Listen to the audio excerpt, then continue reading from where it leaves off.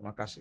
Oke, pendeta, kita lanjut ke pertanyaan berikut dari Dorimin Ponori. Apakah pada waktu Yesus datang kedua kali, saya ulangi. And action.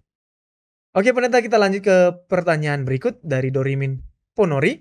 Apakah pada waktu Yesus datang kali kedua di dunia ini, orang yang sudah dihukum Tuhan layak untuk menerima kehidupan kekal karena mereka itu sudah menerima hukuman dari Tuhan? Contoh, orang-orang zaman Nuh.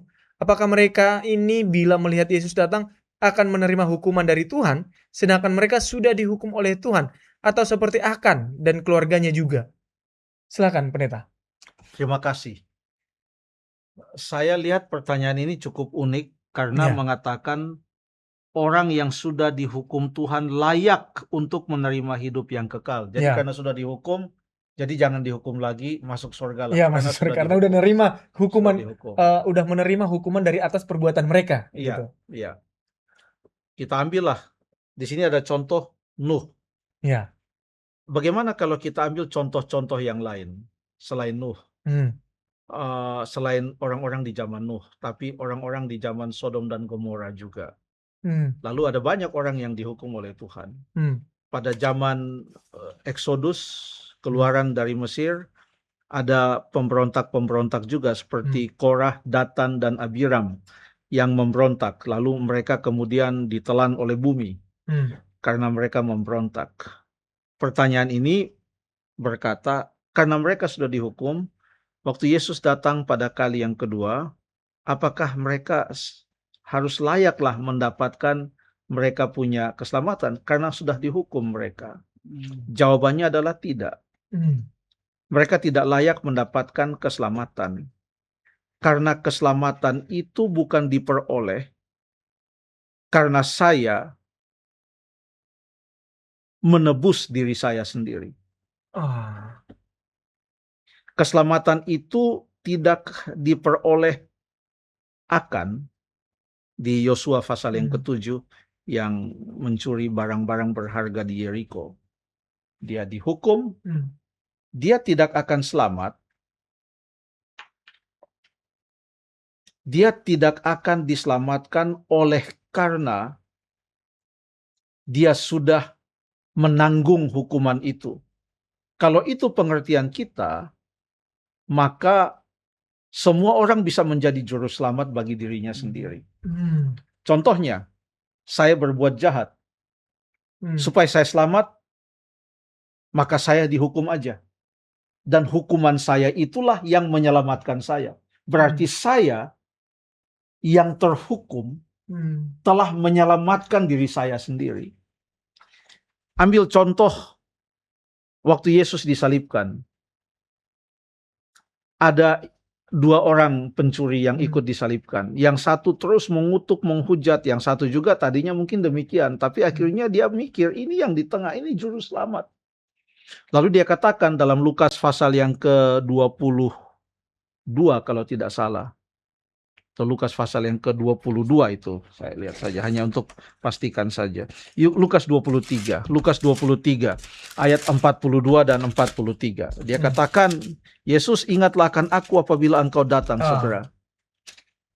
Pertanyaannya adalah, itu orang yang mengutuk dan menghujat Yesus, lalu dia mati. Lalu kemudian ada orang yang mengatakan, yang satunya mengatakan, ingatlah aku bila mana engkau datang sebagai raja. Apakah dua-duanya akan selamat?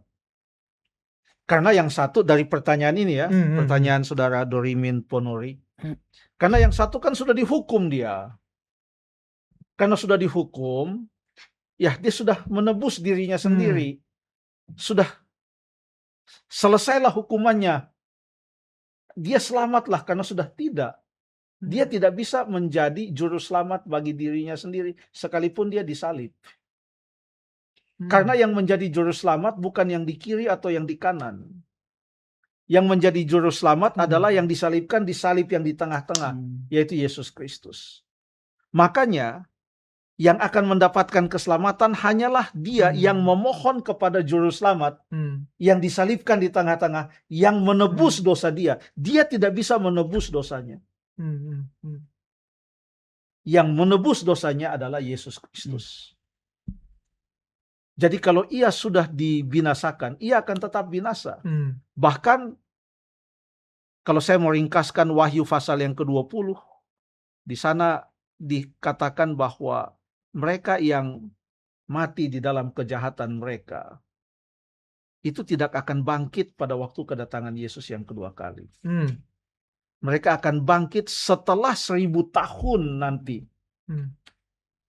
Tetapi mereka akan bangkit untuk menerima upah yang terakhir mereka bersama-sama dengan iblis. Itu di Wahyu pasal 20 sangat jelas. Jadi saya tidak bisa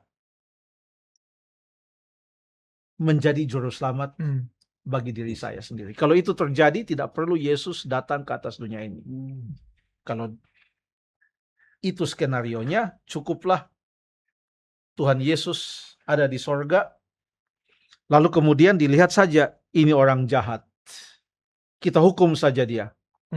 Setelah orang itu dihukum, lalu kemudian dia mati, waktu Yesus datang, dia selamat karena dia sudah menanggung dosanya sendiri. Tidak bisa.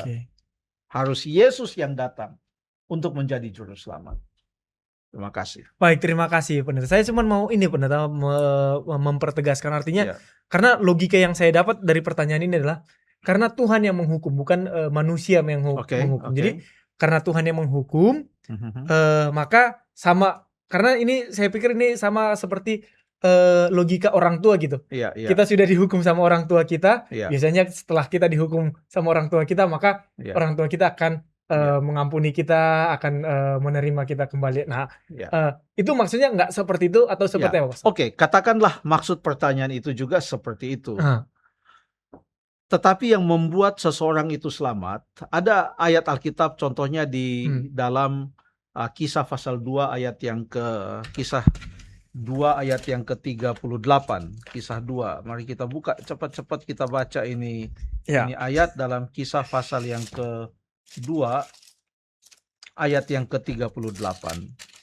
Jawab Petrus kepada mereka, bertobatlah dan hendaklah kamu masing-masing memberi dirimu dibaptis dalam nama Yesus Kristus untuk pengampunan dosamu, maka kamu akan menerima karunia Roh Kudus. Jadi kalau seorang membuat kejahatan, lalu dia mendapatkan hukuman, katakanlah hukuman itu dia seperti inilah, Nebukadnezar. Dalam Daniel pasal yang keempat. Di mana di dalam Daniel pasal yang keempat, untuk 7 tahun lamanya, dia hidup seperti seekor binatang. Itu kan hukuman dari Allah langsung. Ya. Tapi apakah setelah dia dihukum itu, dia harus selamat? Karena dia sudah menanggung hukuman itu. Tidak.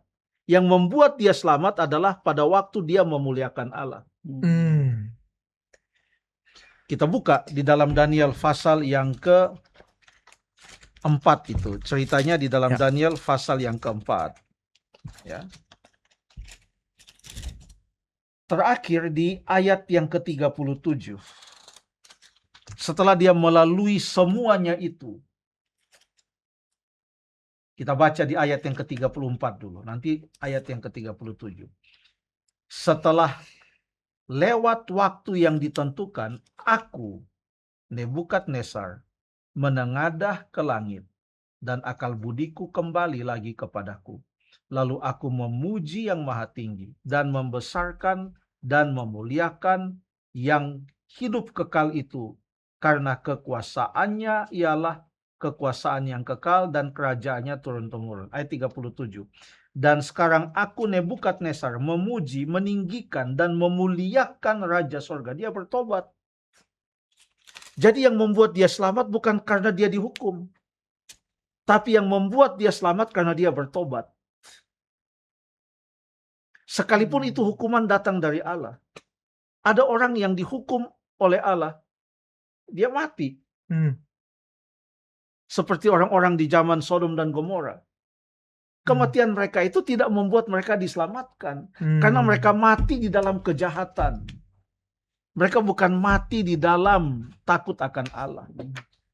Jadi karena mereka mati dalam kejahatan, dalam hukuman itu tidak menjadi juru selamat mereka. Ya.